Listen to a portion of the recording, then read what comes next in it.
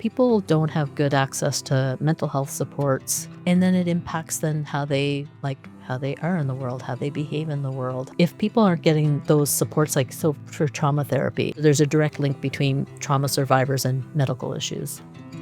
You're listening to the One Door podcast.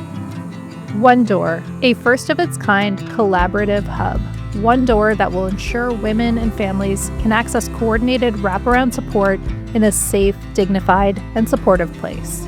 Just so that people don't think trauma therapy is this big, scary thing, that it's a really gentle work. I know when I tell people I'm a trauma therapist, like, oh, that must be so awful. You hear all the, I'm like, no, it's the most amazing thing in the world. I get to watch people heal. I get to witness people, changing and growing, and teach people self-compassion from the very first session. And I drive that home every session.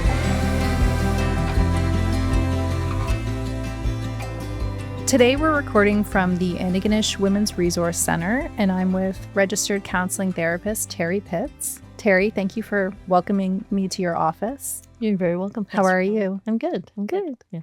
Can you tell me a bit about your role at the clinic and how long you've been here? So I'm the trauma therapist here at the Antigonish Women's Resource Center. I've been here for a little over 4 years.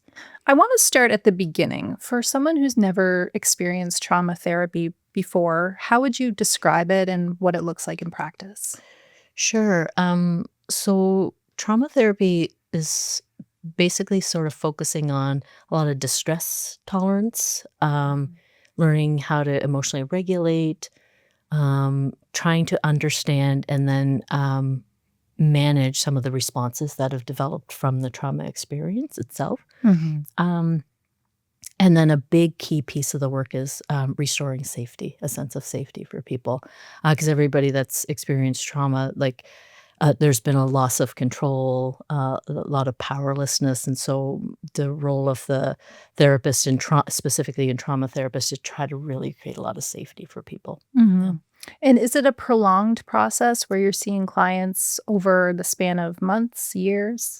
That just depends on the person and how quickly sort of they can progress within the work itself.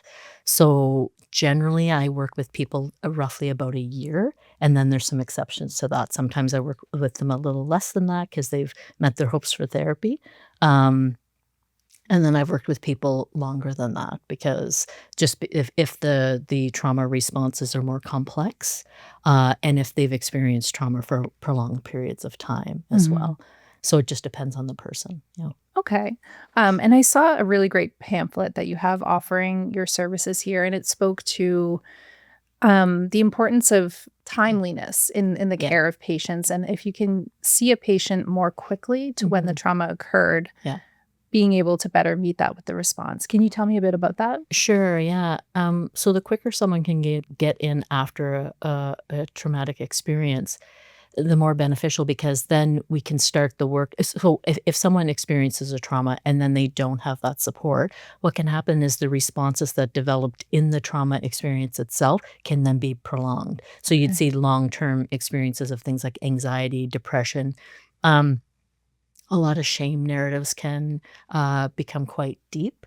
And so if you can get in quickly, and then I can help people to understand their response to the trauma itself, how some of the ways in which their identities they already hold at the time impact or influence those trauma responses, the less likely they're going to develop long-term symptoms of trauma. Right. Yeah. So you could see patients who kind of form habits with their trauma responses and really bake those into their day-to-day lives. Yes, for sure. Yeah. So the quicker they can get in, the less likely that's going to happen. So yeah, it's much more beneficial if someone can get in very quickly after a traumatic experience. And it seems like accessing care at the center is all about removing barriers that could prevent someone from seeking care in a timely manner. Yes. I know patients can text, they can email. Does that help with those who might just picking up the phone might be too much to bear to make an appointment? For sure. Yeah, we have lots of options and choices for people with regards to how they access services. So they could come in person to book an appointment. They can call, they can text, they can email. Because if someone, a lot of people don't love making a phone call, especially I Mhm. find a lot of younger people too. Mhm. It's just a comfort level. Or if your anxiety is already really high, that idea of having to call this stranger and talk about, and they don't know what the expectation is about how much information they need to give. So just having those other options then decreases those barriers. Most of the people that contact me initially, it's email or text. I Mhm. do get the odd phone call, but typically it's through those Mhm. forms. Okay. Yeah. And with that said, though, you might see patients whose trauma stems from years Yeah. in the past. Yeah. Can you tell me a bit about that and how the treatment offerings can differ or the course of treatment can differ? Sure. So someone who's experienced more like long-term trauma or trauma that started in childhood and then has developed over time. Mhm. Um, typically, I do work with people. If that's the case, I work with them a longer period of time. Mhm. Um, 'Cause it takes a bit more time to create that safety for people to be able to Mhm. go into some of the past-traumatic experiences. The other thing too is I don't start processing trauma with people until they feel in control of the emotional regulation.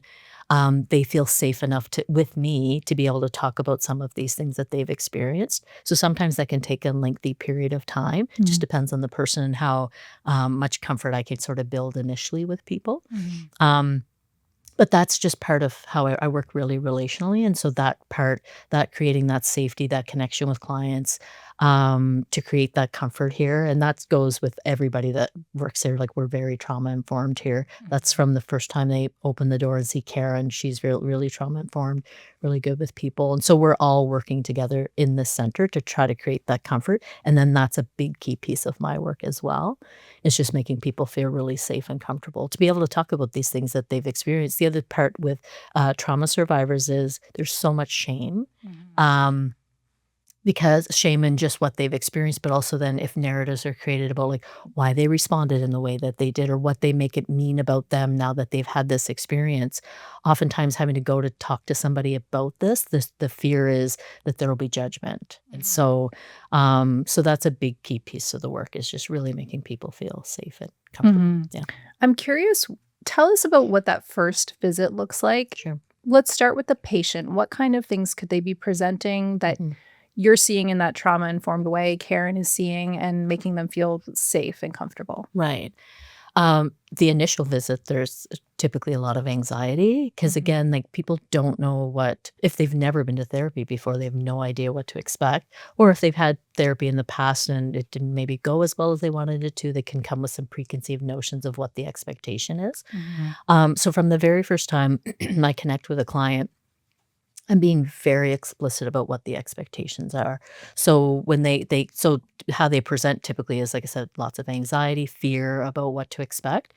And so I, from the first phone call, I say, like, when you get to the center, Karen will greet you. She'll ask you if you want some tea or coffee. She'll get you to have a seat. She'll come and get me. I'll go out and greet you. We'll come to my office. Like, I tell them exactly what to expect. So they Mhm. don't have to worry about when I get there, who am I going to see or what do I need to do or what do I need to say. And Mhm. even for the first session, I sort of break it down. I say, we'll get to my office. We'll have a little chat.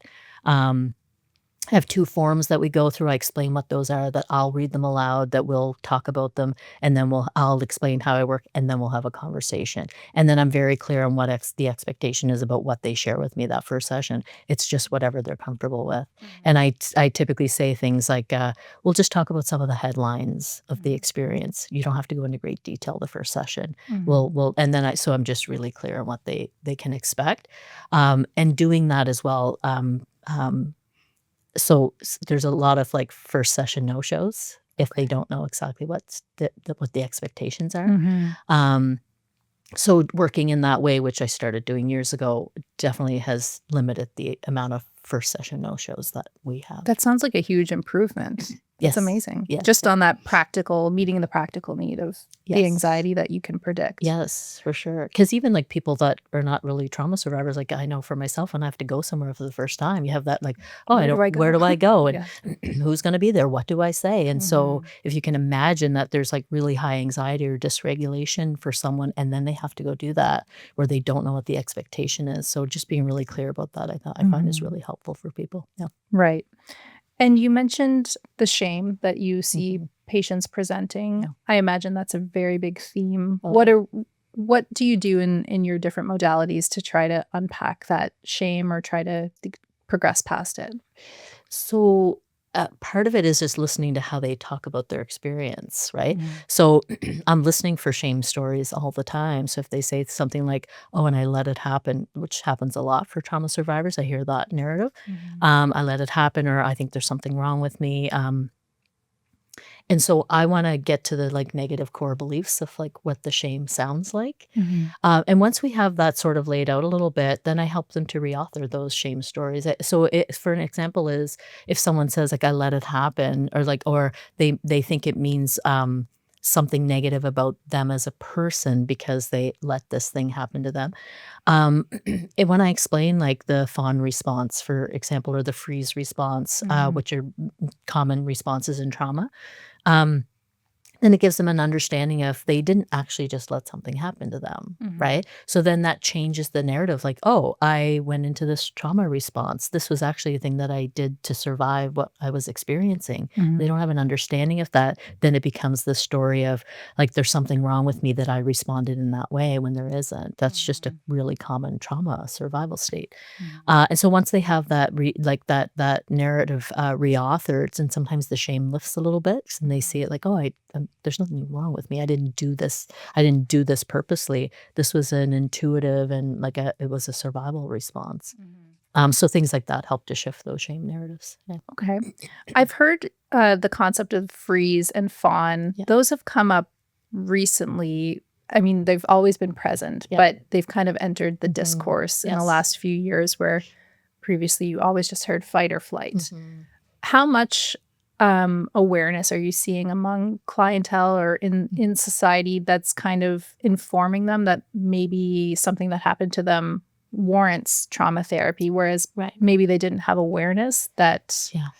they might be a candidate for that kind of service? Yeah, I think what's happening and why these words now are sort of more common than maybe they were years ago is like social media, I think, is having Mhm. playing a big part in that. And just so that Do you see that as a positive? it can be both. That can be both. Yes. That's the theme we're getting Yeah, today. yeah. So the positive part is that people have these words like fight, flight, freeze, and fawn. Like they know Mhm. that there's these responses. And the other thing too is then they know they can get an insight of like how therapy might work by looking at social media, posts from therapists. The downside to that is like we can't monitor what is being put out there, right? And Mhm. we hope for the best and we assume the best, but sometimes people are getting misinformation as well. Mhm. So, but like hopefully that's like it's just really great that people can now have this language, this understanding. It's hopefully it eases some of the responses or some of the anxiety around what they're experiencing. Mhm. And you spoke a little bit about clients maybe going through this process. They might be having to retell their story. They Yeah. might be part of a legal processes Yep. related to it. Yeah. How important is it to limit the amount that clients have to retell their story Yeah. of where their trauma stems from? Yeah, that is really important because you don't know if the person they're telling it to, if it's a safe space for them to do Mhm. so, right? You don't know what the responses are gonna be, and so, when a client is going to talk about their traumatic experiences, what they need is, like, emotional safety. They need someone that's gonna help them to walk through those stories in a way that's not gonna, like, trigger some other responses or cause more harm, and Mhm. so the less times people have to tell these traumatic stories, the better. And it's really important that they're telling them to people who have the capacity to hold the space for that and are able to um, help them to emotionally regulate through it so that it Mhm. doesn't cause more harm. Mhm. Yeah. Have you encountered patients who had a negative experience, maybe telling their story to law enforcement or, Yeah. even family members or community members? Yes. Mhm. Part of what is so and I don't think it comes from a place of people wanting to be judgmental Mhm. but oftentimes survivors, so for example, survivors of sexual trauma, they get asked a lot, "Well, why questions. Well, why did you go there? Well, why did you drink this thing? Or why did you, right? A lot of why questions, which are really judgmental because they're putting the onus of the person's safety on themselves, not the onus on the person that did the harm. And so it's so if someone's telling their story and they're telling it to someone like you said, like law enforcement, although it's getting better with some of the stories I'm hearing for sure with regards to that. Yeah, they're trying to, like I said, I don't think people are trying to be judgmental, but I think some people just don't know how to respond to some of the things that's being disclosed. They just don't have the knowledge of these things in a way that maybe it's like a support worker here or myself here or other people at the center would. Well, I'm glad to hear that your impression is it's getting a little bit better. You think maybe law enforcement are becoming more informed on best practices for receiving these stories? Yeah, they are. I know this from like some of the people that we know from the RCMP here in community, and some of the other areas that I worked as well. I'm getting the impression that they're really trying to be better and do better with survivors of trauma. And I'm definitely hearing that from clients as well, like often getting reports, and not that I don't get the odd one too, where someone says they didn't get the support they needed, but definitely hearing, if I think about when I first started doing this work over 10 years ago to now, I'm definitely getting more reports of like, oh, I met with a police officer, and went really well. So I'm really, really encouraged to hear that. Yeah. No, that's wonderful. I want to talk a little bit about the demand among clients that you're seeing locally in Antigonish and Guysborough County. What sort of trends are people seeking care for? So, I mean, because my work is specific to trauma, I'm mostly seeing people seeking support around trauma. But so there's sexual trauma, recently a lot of gender-based violence trauma as well, seeing an increase in that. And then with those things come things like a lot of substance use issues. I'm seeing an increase in that because people just, trying to find ways to cope with some of the things that they've experienced. And so mostly it's that. I think if I did other work, I'm sure I would see other things, but mostly it's the trauma stuff. Yeah. And then you mentioned where there might be a secondary issue that comes up. Yeah. This clinic is very intersectional. So sometimes you're seeing patients that maybe were referred to you from another service, or you're referring them out to another service at the clinic. Can you tell me a bit about that? Yeah, so I get a lot of referrals from, I think I'm the only like trauma-specific therapist in Antigonish, unless there's some private people doing that that I'm not aware of. So I get a lot of referrals from like mental health and addictions, St. FX, other service providers and organizations as well, because they're looking for that more trauma-specific part. So some people have been going to like maybe more general counseling or therapy and just not finding that it's meeting their needs. So we often are like working closely with other organizations because the specific work that we maybe are all doing. Can you tell me a little bit about those the modalities that you're using here? I think CBT is part of it. Right. So I don't use a lot of CBT in my work. If it's, going to be useful, I might pick out some parts of it.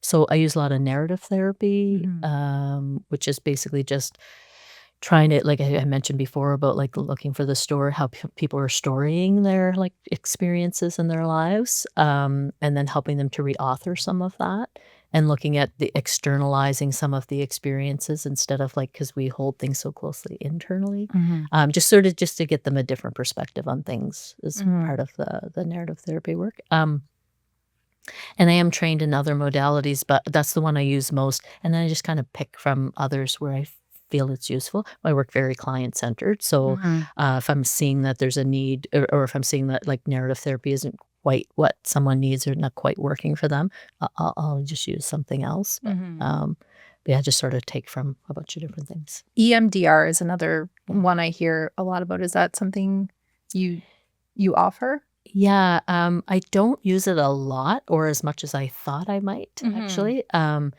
just because I do work so relationally and I do have the privilege here of at the center of, like, working with people longer term, um, I can help clients to learn to emotionally regulate and to process some of the stuff through the relationship they have with me. But I will use EMDR if I feel like it'll be useful. The other thing is, like any modality for therapy, it doesn't work for everybody. So I have tried EMDR with some clients, it just didn't work, right? And then with other clients, it seemed to work okay. But that's the thing about if you're going to work client-centered, and like I said, every modality doesn't work for each person. So it's just about choosing what's going to be the best fit. Okay. Yeah. And on a practical note, can you tell me a bit about your wait list and what that looks like for someone trying to access care with you for the first time at the clinic? So we always have a wait list, unfortunately. Typically, if I assess for like high risk. So if I talk to someone for the first time and there's I think like, oh, there's a risk of harm here, or maybe to self or other, we'll try to get them in as quickly as possible. Or if they've experienced a really recent trauma, then we try to get them in as quickly as possible. But I think we're just probably always going to have a bit of a wait list. The demand is really high for therapy, especially because it's free as well, right? So there's not a lot of options for free therapy in town. So I think we're just always going to have a wait list. And so the other thing that's really great about where I work and the support workers we have, while they're not counselors or therapists, they definitely have like amazing basic counseling skills. And so oftentimes, if I can't maybe get someone in quickly enough, I can connect them with one of the support workers, and they can work on some of the more basic, like emotional regulation things. If there's any sort of current stressors in their lives that they can help them to reduce. So that's often where we'll start as well. So they sometimes have clients that will start with one of the support workers first and then come to work with me. And so they're not doing any of the trauma processing, so they don't have to tell their stories a bunch of times. But they're getting practical solutions for some Yes. of the spillover problems that are Yes. happening. Yeah, for sure. Okay. Yeah. And then there's also a service offered here where you go into Guysborough County Yep. on a frequent basis. How does that look in practice?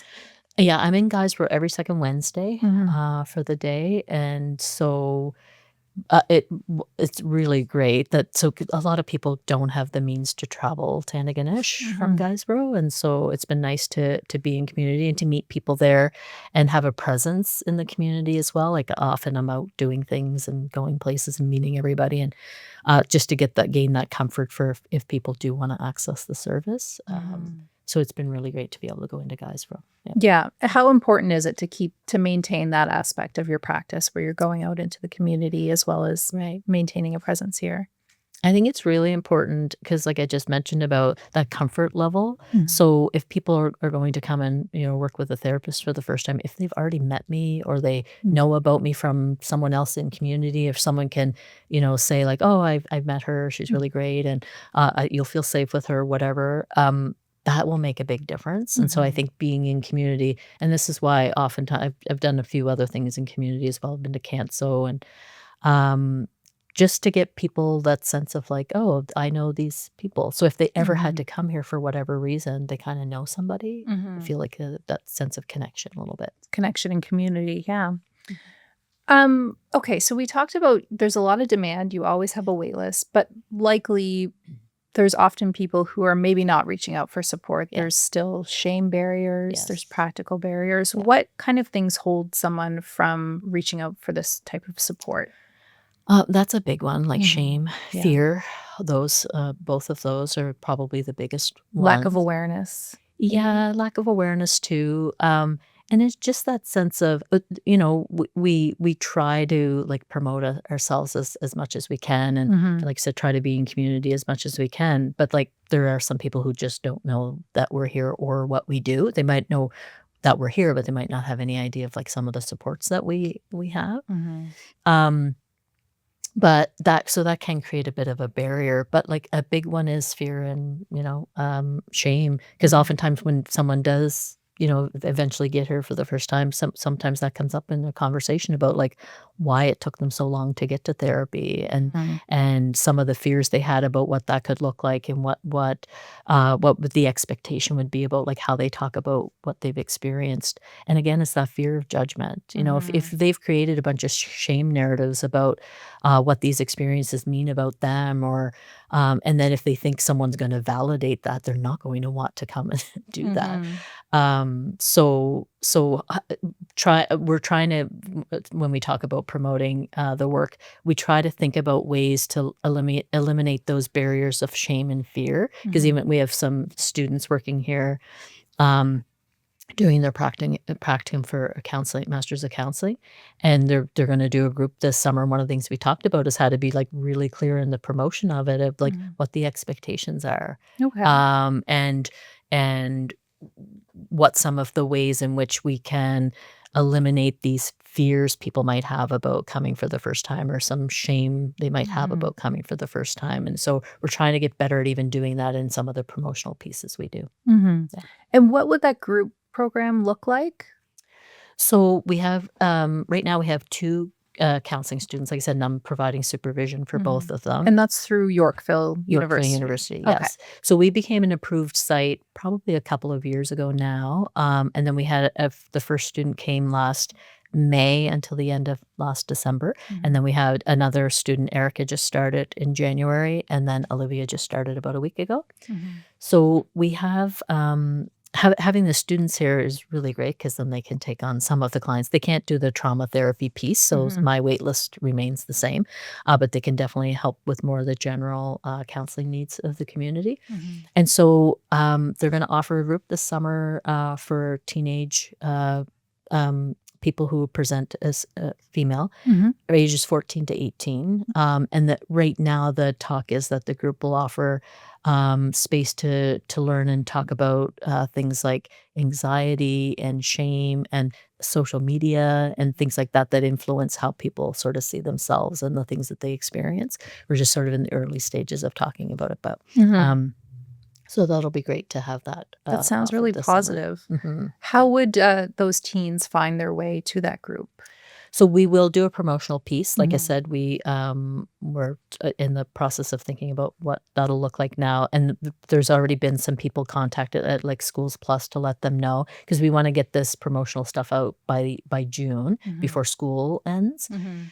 So that some of the people that are in school supporting students will have that information, so that they can start to get people registered. And so and anytime where anybody's doing something here, we always let like the support workers know. And we already have like one person who's interested in the group, so it's really, which is great, Yay. 17-year-old. Mhm. So yeah, so we're always trying to figure out ways to promote these pieces. And because we're quite connected in community, that's often part of it too. Just Mhm. letting the people know who, like, so for instance, if we're going to be targeting that age group, they're usually in school. So contacting the people we know at schools to let them know. And you mentioned a big driving factor is gender-based violence Mhm. for your Yes. services. Yeah. Is there anything you're seeing just at a personal opinion level in Mhm. society that you feel is driving that, or you feel is maybe a gap where Mm. um, more people are seeking demand for this? Right. Mhm. I mean, as we know from the news in the past number of years here in Nova Scotia, there has been an increase in Mhm. the I don't know if it's been an increase in the cases of gender-based violence or the awareness of it, or maybe both. Mhm. But what's come along with that is the increase in awareness of supports for people who've experienced gender-based violence. Mhm. And so I think that's why we're seeing that, come here more often, where people are seeking support for that, because I think there's more awareness that that's the work that we do, that there is some supports for it out there. Because even like in my personal circles, um, there's people that had no idea that like these women centers in the province exist, and there's these supports for people who've experienced gender-based violence, Mhm. because a lot of that's happens in silence, because there's so much shame around it as well. Mhm. um, but I think that the increase, that, like I said, I think the reason why we're starting to see people seeking support for it so much more is not just because there's been an increase, or I think it's because there's an awareness that there's supports available for people who've experienced it. Right. Yeah. And sometimes for some people, it's just even lack of awareness that what happened to them could be classified as an incident or violence. Totally. Yeah. Like, 'cause sometimes I'll be working with someone and we're working on like a past childhood trauma of some sort. And then they start revealing things about what they're currently experiencing. And I'm like, whoa, this has gone in a whole other direction that I wasn't And what's expecting. normalized to them. Yes, And exactly. how do you meet that with your clients, or how do you address that? Very carefully, because if they don't see it in that way, me saying like, well, think you're experiencing gender-based violence, it might freak them out a little bit, right?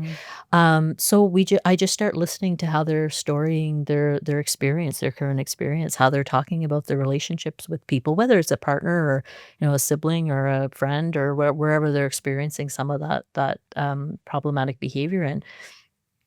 And then using some psychoeducation about explaining to them what some of these things are, and some of just revealing sort of gently some of the things that I'm seeing. And hopefully they come to that realization themselves through those conversations, instead of me just outright naming it and, like I said, maybe freaking them out a little bit, because that's not how they were like perceiving that experience for themselves. So yeah, but it's a very, very gentle work. Yeah. Very tricky. Yes. And then, I want to talk about the center. I mean, it's such a cohesive space. We talked a little bit about referrals, the first point of contact for patients being a welcoming presence, and then having other options to refer them to. Yes. How does being part of a wraparound one-door model change how you're able to support clients?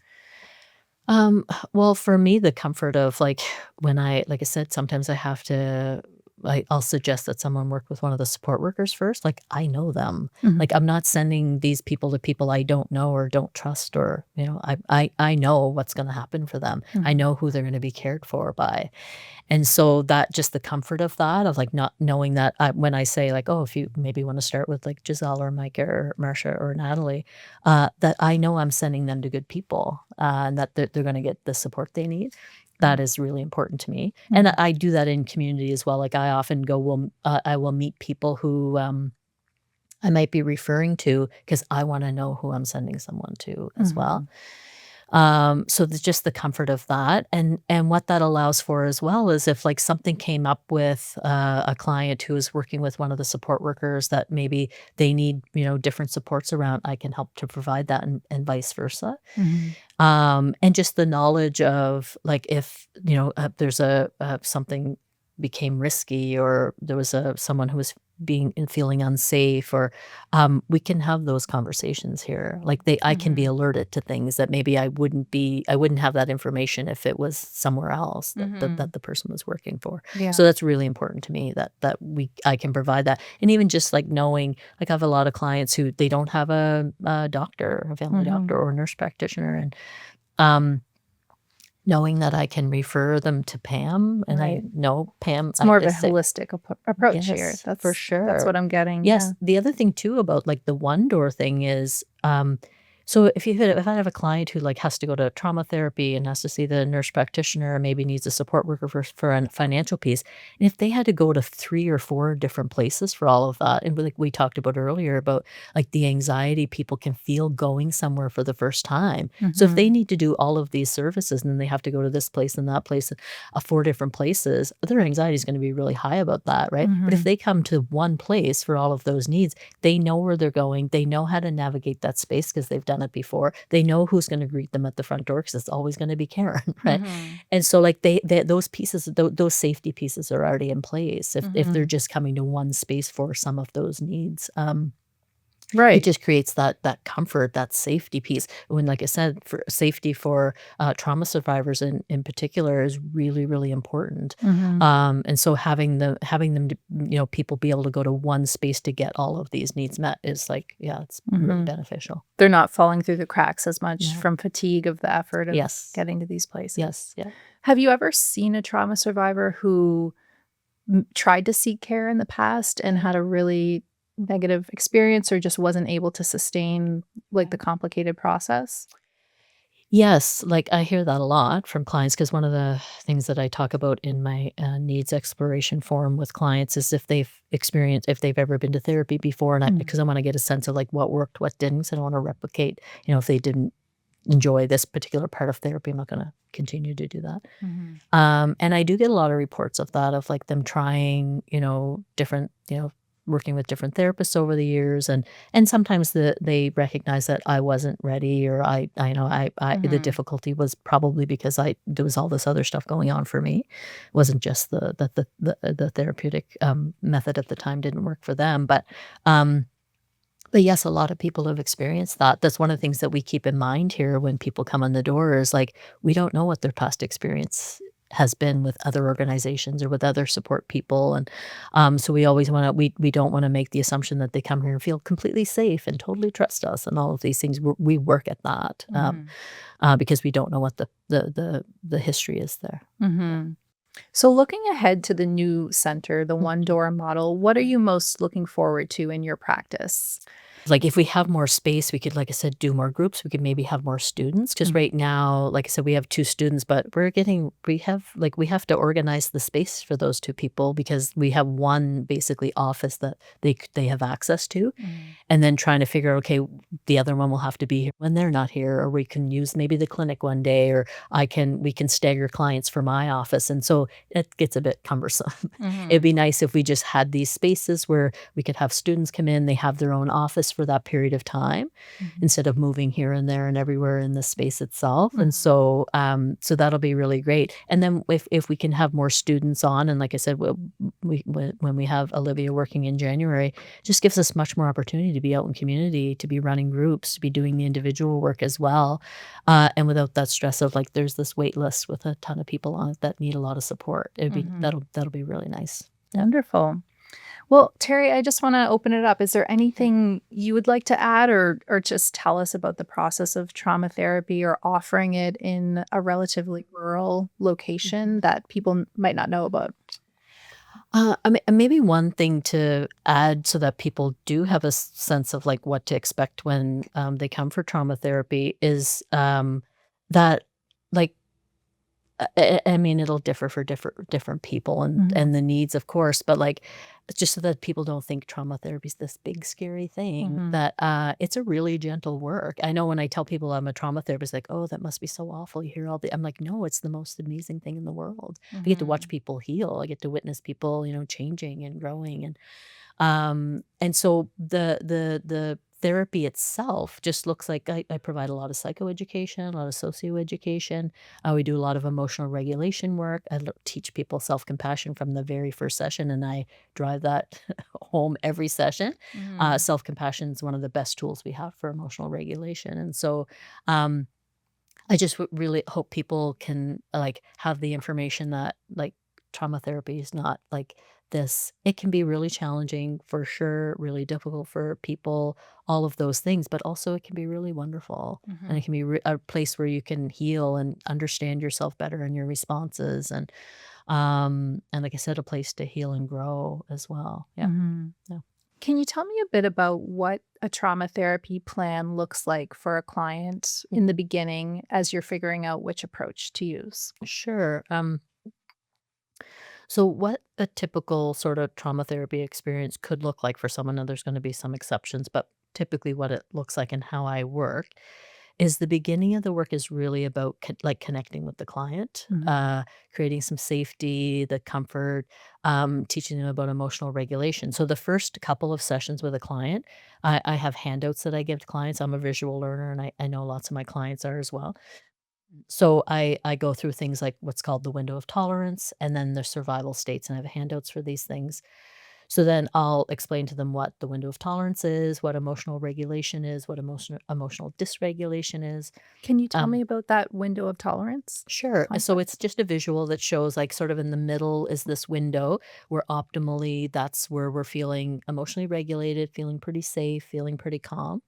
And so if for most trauma survivors are rarely in that window, or their capacity for emotional regulation is quite low. So that what that means is if they'll become what's called dysregulated. So in the visual, if you go above the window of tolerance into dysregulation, that's when you're starting to feel like things are a little out of control, things are feeling a little unsafe. If you have tools to regulate, you'll get yourself back into the window. If you don't, you'll go into what's called hypoarousal, and this is shown on the visual. Mhm. Hypoarousal is those are the states of like high anxiety, panic, feeling like a loss of control. And then so below the window of tolerance, you could become dysregulated, and that's the more lower affects where you're feeling a little bit like low energy. That could be like things like grief. And then if you don't have the tools to get yourself back into the window of tolerance, you'll go into what's called hypoarousal. Those are those really deep states of like depression and really low affect. Mhm. And so I'll explain that to clients too, so that also we have the shared language. So instead of them saying something which can come across as judgment to the self of like, "Oh, and I lost it," right? Mhm. They can say like, "And then I became dysregulated. I was going out of my window of tolerance." And Mhm. so then they have a better understanding of what's going on for them emotionally. And then you're speaking the same language Then we're about their speaking the same language. experiences. Yes, yeah. And Mhm. so I love when I go over that, like, I usually go over the window of tolerance and the survival states first session if we can get to it, if not by second session for sure. And I love when they come back and they say, "And then I noticed I was getting out of my window or I became really dysregulated." And so I noticed that they're slipping into more like that, the language of that experience instead of like judgmental language of like, "And then I lost it," or Mhm. "I was out of control," or some of the things that they express. I can Um, imagine that must be impactful for clients who start their therapy with you. Say they're on shift. right. Suddenly they're outside their window of Mhm. tolerance. Whereas prior to therapy, without the language for it, they might just become lost and they Mhm. might suffer other impacts Yes, from that. for Is sure. that something you're seeing? Yeah, for sure. Because once they have that language and they have that understanding of what's going on, that can help with emotional regulation. Mhm. Because they feel like they like, oh, I understand what's happening for me here. This is the I now know that like this is this thing that's been caused by my trauma responses as well. And Mhm. even things like when I go over fight, flight, freeze, and fawn, that they have that understanding of like, oh, I'm going into the fight response, or I'm going into the flight response, or I'm going into the freeze response. Mhm. So that helps to ease some of the stuff they're experiencing. 'Cause people think when they feel like things are out of their control, they think that there's gonna be this thing that happens that they have no control over. Mhm. Um, and so just having that language for themselves and that deeper understanding of their experience is really helpful. So the first stages of the trauma therapy work is a lot of psychoeducation and Mhm. socioeducation as well. And that includes things like having them understand things like misogyny and patriarchy and racism and how those things might then influence their experience and how Mhm. that might make them more vulnerable to trauma and how that will influence their responses to trauma as well. So I'm Mhm. having those conversations with people, just really deepening their understanding of their experience. And so once we have some of that sort of established, and then all along the way too, I'm trying to help people learn how to emotionally regulate, and Mhm. that's going to look different for different people too, because some people really love breathing exercises, some people really can't do them. Um, some people love a lot of somatic based work where they're trying to like really get into the body and come, and some people really don't. Mhm. And so I just work with whatever is more comfortable to people. And I often even will check in with people and say, is there something you're currently doing that when you're doing this thing, things feel a little bit better, or you feel like, you can breathe a little bit easier? And sometimes they'll say, yeah, like I paint or I draw or I go for a walk. And so I'll use those experiences. I'll teach them to do them more intentionally with Mhm. the purpose of it being something that they use to emotionally regulate. And so then Mhm. that becomes their tool. I don't have to create a whole new one for them. They already have some. Mhm. And so just teaching them to do that more intentionally. That's always included in every session is emotional regulation. I'm always talking about that. And then if clients get to the place where they feel comfortable enough and safe enough to do so, we'll go back to some of the trauma experiences and process them. And Mhm. what that can sound like is them, telling me the experience and me listening for. So if I'm using narrative therapy, what that can look like is they're telling me the stories of their experience. I'm listening for how they're storying that. I want to hear if they're shame based. I want to hear if they're fear based stories. And then I want to help them to reauthor them. And so if they tell me a story about a past trauma that includes like shame or judgment, where they say, you know, I should have done this other, should is a judgment word. So I should have done this other thing. Like, okay, just go back to that for a second. What do you feel you should have done differently? How at that period of time would you have done something differently if you were in this specific trauma response? Like, how would you have been able to do that? And so I want to get them to see that the response they had at the time was specific to that time, right? Mhm. So we do a lot of that. And then sometimes like I have there's other modalities that I use. So sometimes I use EMDR with people if I think it's going to be useful, if I feel like they're really stuck on something or stuck in a response. Mhm. So I can use that. And what EMDR can look different for different people as well. So Mhm. it can be the eye movement thing where I sit quite closely to people and I put my fingers back and forth and they just follow my Mhm. finger with their eyes. Sometimes it could be tapping on the legs or on the shoulders. I Mhm. also have buzzers, like hand buzzers. They can hold one in each hand and it buzzes back and forth. And what is the thinking behind that? What's happening with the eyes or with the tapping when you're doing that Right. therapy? So it's what it's doing is it's influencing like it's what's called the bilateral stimulation in the brain. So it's Mhm. using both parts of the brain. Okay. And it's the I think the theory behind it is that it's gonna help to process something maybe Mhm. in a way that just sort of through talking won't process it maybe as quickly. Mhm. Um And like I said, it works for some people and it doesn't work for others. It just Mhm. depends on the person. Mhm. But I think the like I said, the theory behind it is that it will might speed up the processing a little bit or Mhm. like um strengthen the processing as well. But I mean other modalities can do that for people too. But Mhm. and so yeah, so then I just choose the modality, like I said, that I think is gonna sort of fit better for the processing part of the work if people are comfortable to do that. Mhm. And then the last sort of stages of like after they've processed some of the stuff and they're managing their emotional well-being in better ways, the last part of the work with the clients or the last sort of stage of the work with clients is just really getting them to see that they've got this, Mhm. that they now have ways to deal with things. And so one of the first questions I have for people in the first session is, "What are your hopes for therapy?" Other language you hear this, they use goal oriented language. I don't use that, but I want to know what are their hopes for therapy. So I'll say Mhm. something like, "We're going to spend some time together. When we end our work together, what do you hope is different or better? What do you Mhm. hope to learn?" And so I list those things, and that's the guide for our work. I always go back to those. What are their hopes for therapy? That's the thing Mhm. that helps me to help them stay on track to get to Mhm. those hopes Do at you the end of find it. any common themes among what clients hope for and then Mhm. when you know you've gotten there? Yeah, there's a Mhm. lot of common themes for that. A lot of it is I want to learn how to emotionally regulate is a big Mhm. one. I hear that a lot. I hope to feel better. I hope boundaries is a big one for people. I hope I can learn to set better boundaries with people. Mhm. Um, they hope to heal, like they just hope to heal from the things that they've experienced. Mhm. So those are the most common ones, like that hope to heal, hope to like learn how to emotionally regulate. And then for some people, their hope is that they process trauma, that Mhm. they don't want to carry those stories around anymore in the way that they are, Mhm. and the feelings around it. So yeah, but there's definitely some common themes. Okay, Mhm. that's really helpful. My last question, we talked a bit about the services you offer here, Mhm. the upcoming expansion with the One Door Yeah. and the new center. A lot of the theme is more Mhm. therapists, more Right. collaboration, more group, Yeah. more individual. Right. What is at stake in the community if services like this can't grow?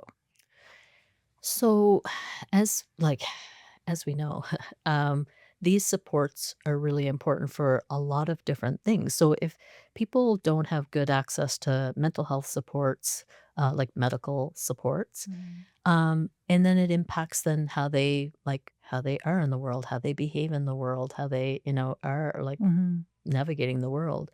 And so if people aren't getting those supports, like so for trauma therapy, if people don't, get support around that and can heal, they're probably going to be at the hospital a lot.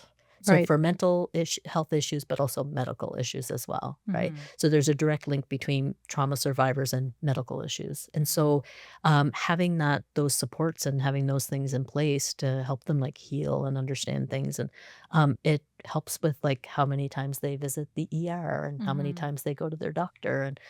And so having these supports in place definitely impact so the other thing too is if people, a lot of trauma survivors who have issues with emotional regulation, and then maybe go into substance use and for coping, which is a really common thing.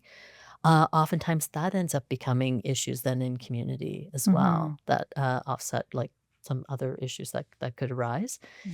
It can, That's really helpful positioning of the center as mhm. the frontline part of frontline care. Oh, for sure. Yeah. Mhm. Yeah, because the other thing too is that so people who are struggling with things like trauma responses, substance use, oftentimes they have issues with like housing even and Mhm. working. They can't work. And Right. so like these all like trickle out into community-based issues. And Mhm. so the more care we can get around the community for people and to get them the supports they need and get them as immediate as possible, it definitely cuts down on some of those other social things that we see. Mhm. Yeah. Absolutely. Yeah. Well, thank you, You're Terry. welcome. Thank you. I appreciate the Yeah, conversation. Thank thank you you. for welcoming me into your Yeah, you're office. very It's a welcome. very welcoming It space. is, yeah. Thank you. Together, we're building a healthier and safer future for generations to come. Your support will help create a safe, supportive, and empowering space where women, elderly, families, and youth can heal, learn, and thrive. To donate, visit onedoor.awrcsasa.ca. Every contribution, no matter the size, directly supports programs, services, and spaces that foster dignity, care, and community strength across rural Nova Scotia.